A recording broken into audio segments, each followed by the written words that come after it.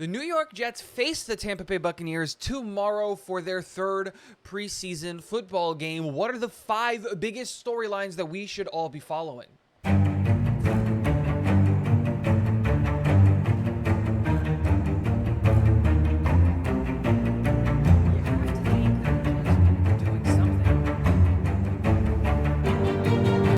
What is going on, guys? Welcome back to Talking Jets with Tigo. My name is Tigo, and today we're going to be talking about the 5 biggest storylines that we should be following during the New York Jets versus the Tampa Bay Buccaneers preseason game tomorrow. But before we get into that, guys, a quick reminder, if you aren't subscribed, please hit that subscribe button. It is the easiest way to show support for the channel and the content that I'm making, and I greatly appreciate it. And if you like the content, don't forget to hit the like button. But let's hop right into it because we're starting to slowly progress towards the beginning of the season. We've got 2 more preseason games left, this one against the Tampa Bay Buccaneers and then one more against the New York Giants, and we still have a lot of things that this New York Jets football team is trying to figure out. So what are the 5 biggest storylines that we should follow? Number 1, and of course it's going to be this story, is offensive line.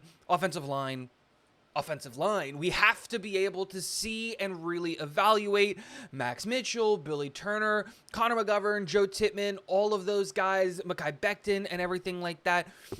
The offensive line is going to be the linchpin of this team. Right now, it is the weakest link for this football team, and that is just the reality of the situation for the New York Jets. Now, the assumption is that Laken Tomlinson still probably won't play. Elijah Vera Tucker still probably won't play. We know that Dwayne Brown still won't play. But this will give the New York Jets a really good opportunity to evaluate Max Mitchell and Billy Turner, who happen to be the 2 guys competing for the right tackle spot, but also the interior of the offensive line depth in Wes Schweitzer and Joe Tippmann, depending on if they continue to play at guard.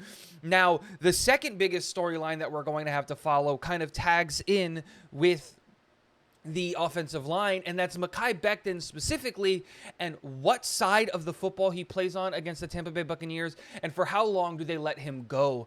My assumption would be that they should let him go at the left tackle spot with the 2s, and when the 3s come out, put him over in the right tackle spot and let him run for the whole game. The reality is that Carter Warren is hurt, Grant Hermans, Greg Senat, and, anyone else that's considered a tackle on this team isn't going to be a big role for this team moving forward. And seeing Grant Hermans isn't as big of a priority as seeing Mekhi Becton play a ton of snaps.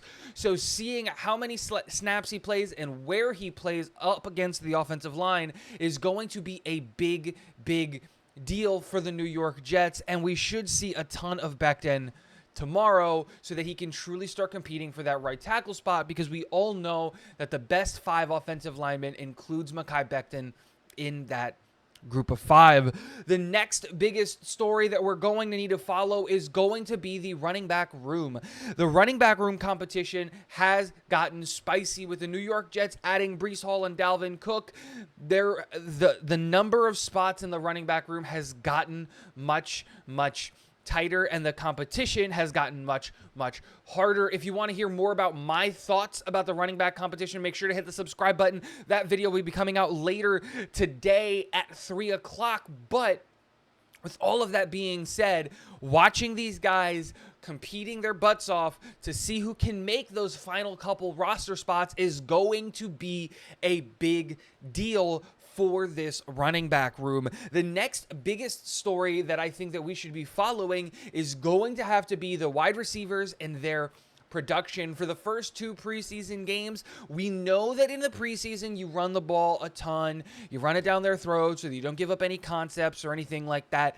But the running backs and the tight ends were targeted way more than the wide receivers. Now, was that a thing of ability? Was that a thing of, them not separating? Was that a thing of we're just game planning to not use the wide receivers?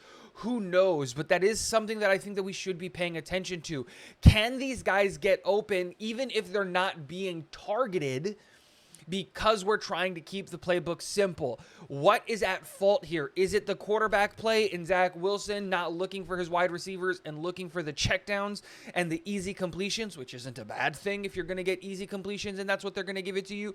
Or is it the wide receivers not being able to get open, create separations? Is it just them being schemed, not open? What is the situation with the wide receivers, and how can we, pay attention to that, watch that, because we are progressing towards the season and the wide receivers should play a big role moving forward.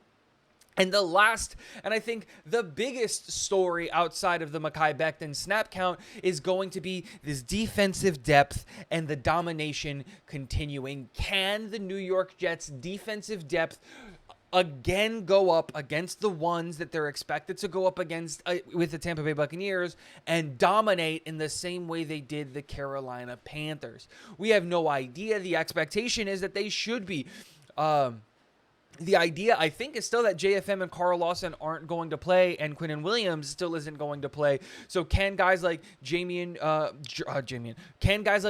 Johnson, Will McDonald, Deslin Alexander, Michael Clemens, Quentin Jefferson, Solomon Thomas, Al Woods, can those guys continue to show the dominance, that level of dominance that they did against the Carolina Panthers, and continue that progression as the season continues? We know that this team is going to go as far as this defense takes us. This defense is what this team is made of. This is a top 5 defense in the NFL. This is the best defensive line depth in the NFL.